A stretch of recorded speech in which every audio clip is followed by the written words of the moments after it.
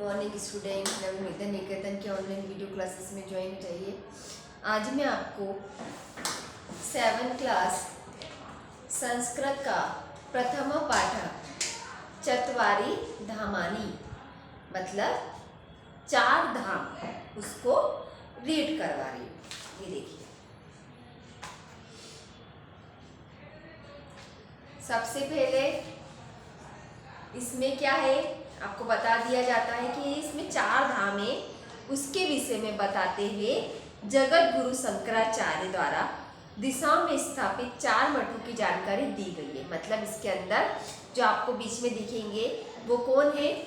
जगत गुरु शंकराचार्य। ये किसकी जानकारी देते हैं? 4 मठों की, कि 4 धाम या 4 मठ कौन से होते हैं। ये 4 मठ ही क्या कहलाते हैं? 4 धाम कहलाते हैं। ये क्या है? गोवर्धन मठ है, शारदा मठ है, ज्योतिर्मठ है। इनकी स्थापना किसके लिए की गई थी? धर्म के प्रचार के लिए की गई थी। तो मतलब अपन इस चैप्टर में चारों धर्मों के बारे में पढ़ेंगे। किसके मुख से पढ़ेंगे? शंकराचार्य के मुख से पढ़ेंगे। सबसे पहले कौन है? शिक्षिका। शिक्षिका क्या कहती है? भारती भवती जानती किम कह अयम महापुरुष। मतलब भारती नाम की एक लड़की है, उसको बोलती है कि भारती, क्या तुम जानती हो कि ये महापुरुष कौन है? जैसे अपन को कोई दिख रहा है तो बोलते ना कि क्या जानते हो कि ये बड़ा पुरुष कौन है? कौन नेता आता तो जिससे बोलते ना, तो इसी तरह शिक्षिका बोलती है कि भारती, क्या तुम जानती हो कि ये महापुरुष कौन है? तो फिर भारती क्या बोलती है? आर्य। आर्य मतलब श्रीमती। मतलब जब किसी को महोदय, श्रीमती ये बोलते हैं तो अपन बड़े लोगों को आदर के साथ क्या बोलते हैं संस्कृत में? आर्य। आर्य अयम खलु जगत गुरु शंकराचार्य। मतलब ये खलु अने निश्चित। खलु का मतलब क्या हो गया? निश्चित। वो अपने कॉन्फिडेंस से बोलती है, निश्चित ही ये जगत गुरु शंकराचार्य है। फिर महेश आम अहमपि जानपि एते किला तस्य चत्वार सस्या। मतलब मैं क्या जानता हूँ? फिर महेश क्या बोलता? हाँ। आम अने हाँ, अपन वो संस्कृत में आम और नाम आते ना, वैसा। आम का मतलब हाँ। अहम अपि मैं भी जानता हूँ। अहम अपि मैं भी जानता हूँ कि ये क्या है? इनके 4 शिष्य थे। क्या बोलते हैं कि मतलब मैं शंकराचार्य को मैं भी जानता हूँ। इनके कितने शिष्य हैं? 4 शिष्य। अब देवेश शंकराचार्य से प्रथम शिष्य नाम सुरेश्वराचार्य इति। मतलब शंकराचार्य के प्रथम फिर देवेश क्या मतलब? देवेश नाम का लड़का क्या बोलता है जो मतलब क्लास में कि शंकराचार्य के जो पहले शिष्य का नाम क्या था? सुरेश्वर। क्या था? सुरेश्वर था। मतलब जो शंकराचार्य का जो प्रथम शिष्य था उसका नाम क्या था? सुरेश्वर था। अब शिक्षिका देवेश अन्येषां त्रयाणां शिष्यानामनि कनि। मतलब और 3 शिष्य के क्या नाम थे? ठीक है ना। देवेश ने क्या बोला कि शिक्षिका ने क्या बोला? देवेश और 3 शिष्य के क्या नाम थे? तो फिर देवेश ने क्या बोला? मैं नहीं जानता, मुझे तो सिर्फ एक शिष्य का नाम मालूम है, वो क्या था? सुरेश्वर। फिर शारदा, जो एक लड़की थी शारदा, वो खड़ी हुई, उसने बोला द्वितीय शिष्य हस्तमलक। द्वितीय शिष्य का नाम क्या था? हस्तमलक। क्या नाम था उसका? हस्तमलक। तृतीय शिष्य त्रोटकाचार्य। जो तीसरा शिष्य था वो कौन था? त्रोटक। क्या नाम था उसका? त्रोटक। फिर और चतुर्थ शिष्य पद्मपाद। और जो चौथा शिष्य था पद्मपाद। मतलब आपको 4 शिष्य के नाम अगर पूछे तो सुरेश, सुरेश्वर, त्रोटक, इसके बाद हस्तामलक और पद्मपाद। ये क्या हो गए? इसके शंकराचार्य के चारों शिष्य के नाम हो गए। अब शिक्षिका साधु अपि जानन्ति शंकर मठानी। शिक्षिका ने क्या बोला कि ये शंकर मठ क्या होता है? क्या बोला उन्होंने? शंकर मठ क्या होता है? शंकर मठ को क्या जानते हो? शंकर मठ के बारे में क्या जानते हो? फिर शिक्षिका ने क्या बोला कि तुम शंकर मठ के बारे में क्या जानते हो?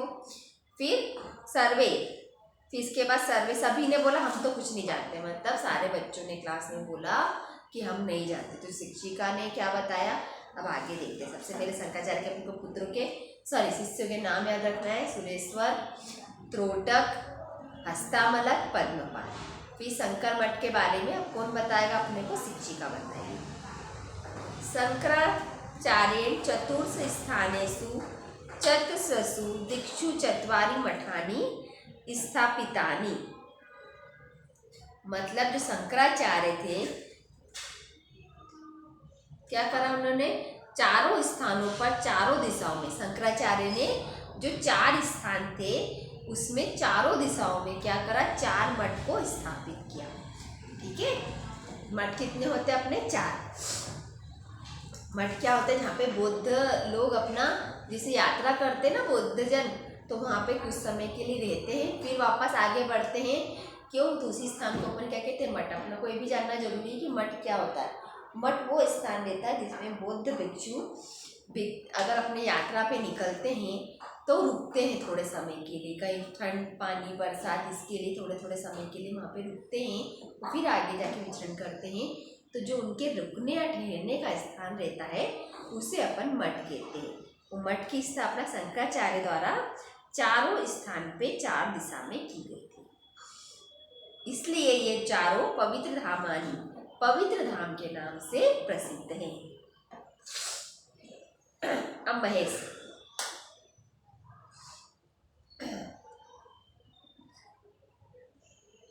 आइए, उत्तर दिशा ने बद्रीनाथ, दक्षिण दिशा ने रामेश्वरम, पश्चिम दिशा ने द्वारका,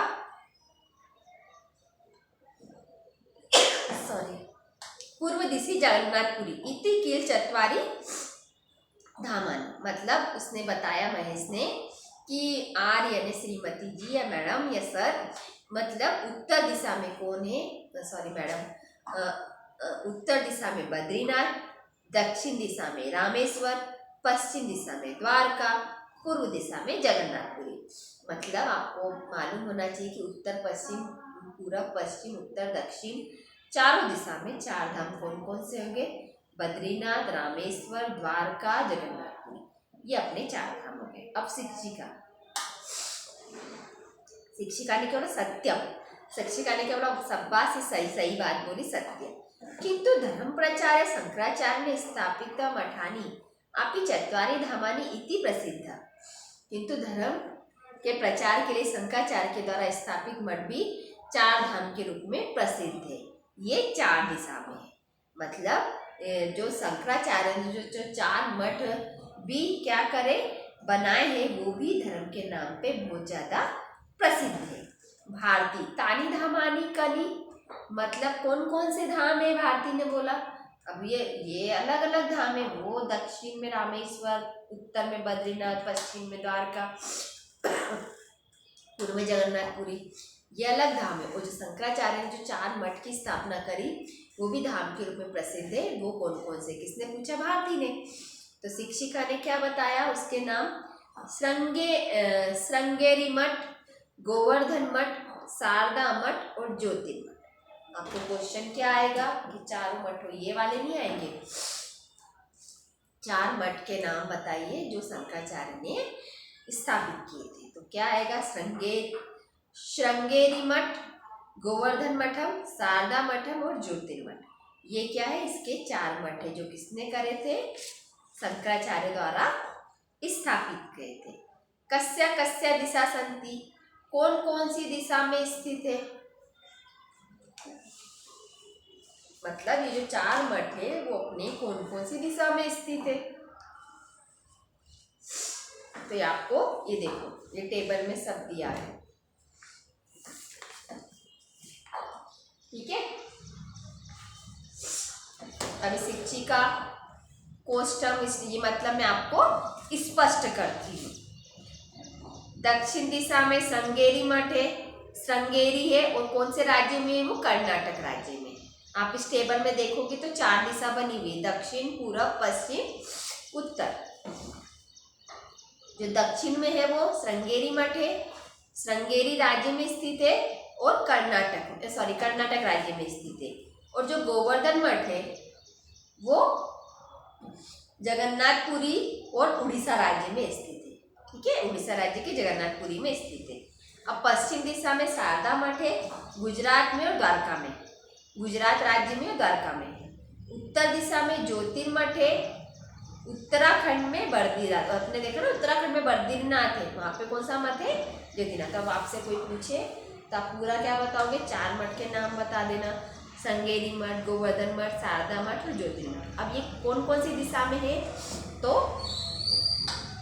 कर्नाटक राज्य श्रृंगेरी मठ, उड़ीसा राज्य जगन्नाथपुरी गोवर्धन मठ, गुजरात राज्य द्वारका शारदा मठ, उत्तराखंड बद्रीनाथ ज्योतिर्मठ।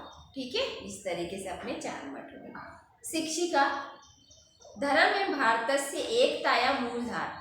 धर्म और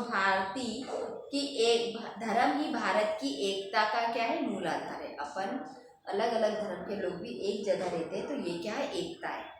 धर्म और रक्षित रक्षता अतः धर्मे रक्षण भारत संरक्षण। धर्म ही क्या करता है? धर्म ही अपनी रक्षा करता है, इसलिए जो धर्म की रक्षा करता है धर्म उसकी रक्षा करता है। ठीक है, मतलब अगर अपन धर्म की रक्षा करेंगे तो धर्म अपनी भी रक्षा करेगा। धर्म रक्षणार्थम वेदा तत्वान प्रवचनार्थम एतानि मठानि स्थापितन। मतलब धर्म की रक्षा के लिए, वेदांत के तत्वों के प्रचार के लिए। अब बताओ मठ इसलिए स्थापित किए गए, क्यों? धर्म की रक्षा के लिए और वेदों के तत्वों की रक्षा के लिए, प्रचार के लिए और धर्म की रक्षा के लिए मठ को स्थापित किया गया है। मठाना स्थापक जगत गुरु आदि शंकरम स्मरण। मठ के स्थापक और इसके लिए हम आदि गुरु शंकराचार्य को याद करते हैं। अब एक आपका दोहा है, श्रुति स्मृति पुराणम आलम करुणालम नमामि भगवत पाद शंकर लोक शंकरम। ठीक है, मठों की स्थापना के लिए हम किसको याद करते हैं?